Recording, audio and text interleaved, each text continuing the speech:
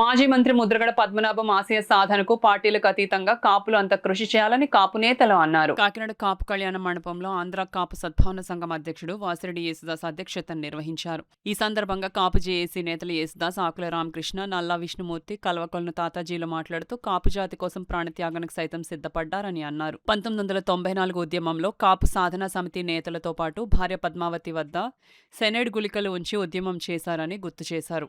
ముద్రగడ పోరాట ఫలితంగానే జీవో 30, కాపు కార్పొరేషన్, విదేశీ విద్య ఇవన్నీ ముద్రగడ పోరాట ఫలితంగానే వచ్చాయని అన్నారు. మండుటెండలో కిర్లంపూడి నుంచి తిరుపతికి సైకిల్ యాత్ర చేశారని చెప్పారు. ఎమ్మెల్సీ తోట త్రిమూర్తులు మాట్లాడుతూ 1978లో ఎమ్మెల్యేలైన వారంతా ఉన్నత స్థాయి పదవులు అనుభవించారని, ఆర్థికంగానూ స్థిరపడ్డారని అన్నారు. ముద్రగడ మాత్రం వారందరికంటే ప్రజల్లో ఎంతో కీర్తి గడించారని అన్నారు. మాజీ ఎమ్మెల్సీ చిక్కాల రామచంద్రరావు మాట్లాడుతూ అభిమానం, ఆప్యాయతలు, గౌరవానికి పెట్టింది పేరు ముద్రగడ అని చెప్పారు. ఆయన ఆశయాలు కొనసాగించేందుకు అందరూ కృషి చేయాలని పిలుపునిచ్చారు. సమావేశంలో ఆరేటి ప్రకాష్, పేపకాయల రామకృష్ణ, రాగిరెడ్డి చంద్రకళాదీప్తి, తోట రాజీవ్, నల్లా పవన్, దుగ్గన బాబ్జీ, చిట్నీడి శ్రీనివాస్, బసవ ప్రభాకర్ రావు, పెదింశెట్టి వెంకటేశ్వరరావు, సినీ నిర్మాత ముత్యాల రామదాసు, తుమ్మలపల్లి రమేష్, కోపిశెట్టి శ్రీనివాస్ పాటు వివిధ పార్టీల నేతలు పాల్గొన్నారు.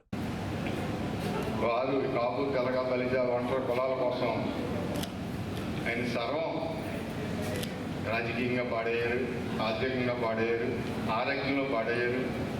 అన్ని రకాలు కూడా ఏ ఉద్యమం అన్నా ఆయన తీసుకున్నది కాదు. ఎవరన్నా ఉద్యమం చేస్తే వాళ్ళ న్యాయం కోసం ఉత్తరకాంచి ఉద్యమం దగ్గర నుంచి కూడా రావులపాలెం ఉద్యమం కానీ, విజయవాడ కృష్ణానది కానీ, ఈ కాపు రిజర్వేషన్ ఒక్కటే వారు తీసుకుని భుజాన్ని వేసుకున్నారు. టోటల్గా చెప్పాలంటే స్వప్రయోజనాలు పక్కన పెట్టి అన్ని కులాలకి, అన్ని మతాలకి కూడా ముద్రగడ గారు 94 జీవో పనికిరావడం జరిగింది. కష్టపడింది కాపులైతే ముస్లిమ్స్కి, కళింగ కాండ్లకి, బీసీలకి, అయ్యర్కలకి అందరికీ కూడా 13 కులాలకు రిజర్వేషన్ ఇచ్చి కాపులకు రిజర్వేషన్ లేని పరిస్థితి కూడా అయ్యింది. మీ అందరికీ తెలుసు. ఏదేమైనా మన మధ్యలో ఉన్నా లేకపోయినా ఉభయ రాష్ట్రాల్లోని, భారతదేశంలోని ముద్రగడ పద్మనాభం గారు అంటే ఒక బ్యాండ్ అంబాసిడర్. రిజర్వేషన్ సేవల దాంట్లో కూడా చాలా ముఖ్యమైన పాత్ర వహించారు. అనేది ఎంతో కష్టపడి కష్టానికి నష్టానికి ఊడ్చి కూడా కాపు ఉద్యమ నాయకుడిగా ఉండి చాలా వరకు ఆయన పనిచేశాడు. ఈనాడు అంటే ఆయనకి అన్నిటికీ కంటే ముఖ్యమైనది ఏంటంటే చాలా పట్టుదల. ఏదన్నా పట్టుదల వస్తే ఎవరిని కూడా దగ్గర అనేది ఏదంటే అదే నేచరాలిక అటువంటి విధానంతో ఉండి ఏదైనా సాధించగల వ్యక్తి పట్టుదలతో సాధిస్తారు. ఆ పని ఆ ఏదో ఉందో ఆ అంశం అంతా కూడా పూర్తి స్థాయిలో వచ్చే వరకు కూడా ఎప్పుడు కూడా వెనక వేసే అడుగు కొంతవరకు వేయలేదు. ఏ అడుగు కూడా వెనక వేయలేదు.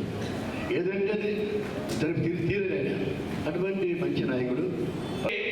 ఒక మాట మాట్లాడిన తర్వాత ప్రాణం పోయినా సరే వెనక్కి తగ్గకూడదనేటువంటి ఈ 2 లక్షణాలలో ఆయన రాజీపడి ఉంటే ఏనాడో మన కోరికలు తీరే విధంగా ముఖ్యమంత్రి అయి ఉండేటువంటి వ్యక్తి ఆయన. ఆ 2 ఉండుంటే ఇప్పుడు వీళ్ళందరి గురించి 4-5 గురించి చెప్పాం. ఈ 4-5 గురించి చెప్పుకుంటే ఆర్థికమైనటువంటి పరిస్థితి చూసుకుంటే 78లోనే వీళ్ళందరికంటే పై స్థాయిలో ఉన్నటువంటి వ్యక్తి ఆయన. 78లోనే ఈరోజు లెక్కించలేనటువంటి పరిస్థితికి వెళ్ళిపోయారు వాళ్ళందరూ కూడా. సరే, వాళ్ళ అదృష్టం ఆర్థిక పరిస్థితుల్లోనే ఎదిగారు. అదేవిధంగా అధికార పరంగా కూడా ఎదిగినటువంటి వ్యక్తులు.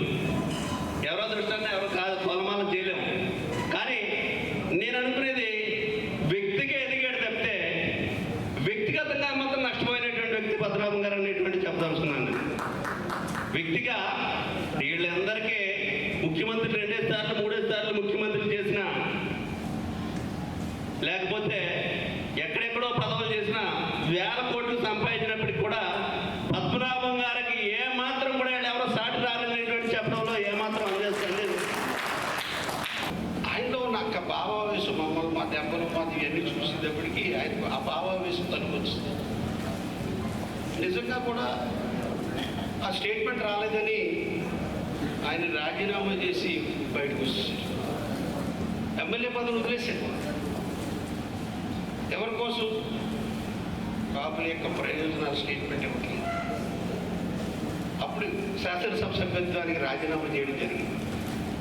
ఇక అప్పటి నుంచి ఆయనతో పాటు ఆయన ఫాలోవర్స్గా ఆ ఉద్యమాన్ని వెంటనే ప్రకటించడం, రావులపాలెంలో రక్తం చెందిన రావులపాలెన్నే భారీ సభగా ఏర్పాటు చేయడం, కాపు అయితే కదలరా అని చెప్పేసి అక్కడి నుంచి ఆ సభలు నిర్వహించడం, ఆ తర్వాత దాన్ని పాదయాత్రలు, లేకపోతే రాస్తా రోకులు, రైలు రోకులు, బహిరంగ సభలు, చివరికి కిర్లంపూడి నుంచి తిరుపతి వరకు సైకిల్ ర్యాలీ.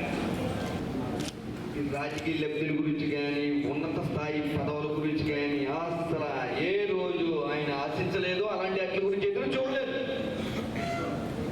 ఏదో లక్ష్యం, ఆ లక్ష్యాన్ని చేరే దిశగానే అడుగులేసేది. ఎక్కడ దానిలో ఎక్కడ అవినీతి లేదు, ఒక తప్పుడు ఆలోచన లేదు, ఏమీ లేదు. ఆ ఉద్యమంలో కూడా ప్రతి అడుగు మేము ఉన్నాం. దాస్ గారు కానీ, నేను కానీ, రామకృష్ణ గారు కానీ, విష్ణు గారు కానీ, ప్రతి దానిలో ఎవరి నుంచి ఏ పార్టీ నుంచి ఎవరు వచ్చినా సరే మమ్మల్ని అందరినీ కూర్చోబెట్టి ఆయన కూర్చొని మాట్లాడండి అనేవారు. 1 to 1 అని కొంతమంది గౌరవించిన అసలు నో 1 to 1 ఆల్ ఈ ఉద్యమకారులతోటే అని మమ్మల్ని కూర్చోబెట్టి ఆయన వచ్చిన కూర్చోబెట్టి ఏంటో చెప్పండి అనేవారు. అంత నిజాయితీ పరుడు. ఇలాంటి ఆయనతోటి ఉద్యమం అడుగు వేసి ఎదరికెళ్ళామంటే నిజంగా చాలా గొప్ప విషయం.